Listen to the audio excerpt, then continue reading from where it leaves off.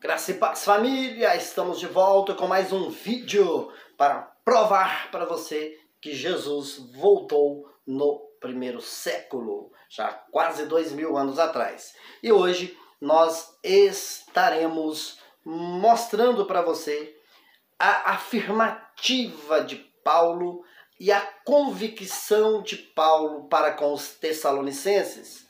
Paulo não fala simplesmente porque tem uma simples crença, uma simples fé, uma simples convicção. Não, ele tinha uma convicção plena que Jesus voltaria em uma época em que muitos deles ainda estariam vivos. Quer ver? Ele vira para os Tessalonicenses em 1 aos Tessalonicenses capítulo 5, o versículo 23, ele fala e afirma o seguinte: "E o mesmo Deus de paz vos santifique em tudo, e todo o vosso espírito e alma e corpo sejam plenamente conservados, irrepreensíveis para a vinda de nosso Senhor Jesus Cristo." Meu querido, que sentido esse versículo teria se Jesus não tivesse voltado em uma época em que o povo daquela igreja ainda estivessem vivos? Não teria sentido nenhum, porque Paulo está escrevendo para eles e falando e afirmando o seguinte: façam isso, porque Jesus vai voltar na nossa época, neste período de tempo.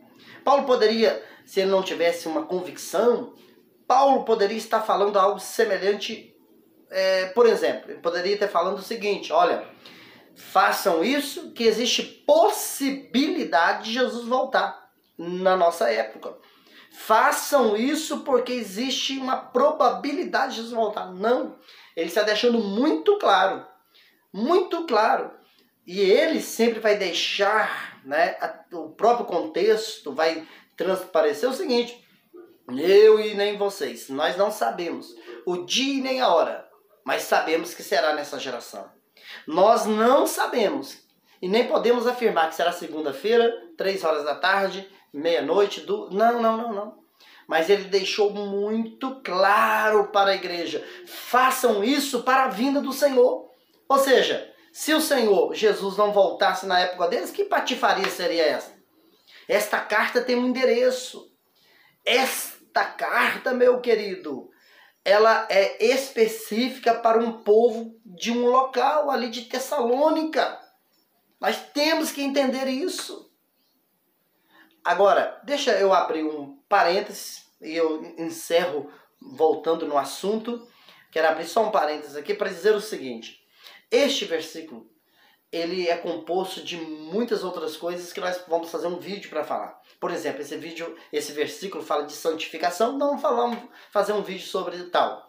Esse versículo fala da tricotomia do homem, espírito, alma e corpo, coisa que 80% do povo em graça não crê, não acredita, não dizem que não e não e não. Nós vamos mostrar um vídeo. Então este vídeo não é para falar da tricotomia e nem da dicotomia do homem. Não tem esse objetivo, tá bom? Mas esse versículo é muito rico e traz muitas informações para nós. Fecha o parêntese aqui, tá bom? Vamos abrir parêntese, fechei parêntese e vamos voltar. Voltando para aqui, por que Paulo tinha uma convicção que seria naquela geração? Porque o próprio Jesus tinha afirmado, e Paulo com certeza era conhecedor da afirmação de Jesus. Quando o próprio Cristo revela o Evangelho para Paulo, uma das coisas que Jesus revela para Paulo é que ele voltaria naquela geração. Ah, mas cadê a prova? Aqui é um dos versículos. É um dos versículos. Porque Paulo vira para a igreja que estava em Tessalônica, vira para os irmãos de lá e fala assim: ó, façam isso e isso para a vinda do Senhor Jesus. Ou seja, imagina, meu irmão, se Paulo está falando só de uma probabilidade, não, ele está falando de uma convicção. E aí para aqueles que falam assim: não, mas Paulo está falando isso porque as pessoas, se morressem, passa aquela geração, eles morriam, mas morriam preparados, né? Agora, o problema, que o texto fala assim, que todo o vosso espírito, alma e corpo seja plenamente conservados, irrepreensíveis. Morto tem necessidade de fazer isso com o corpo? Será que Paulo está falando, mandando embalsamar o corpo? Será essa palavra? Nem sei se a palavra é essa. Será que Paulo está mandando fazer isso? Será?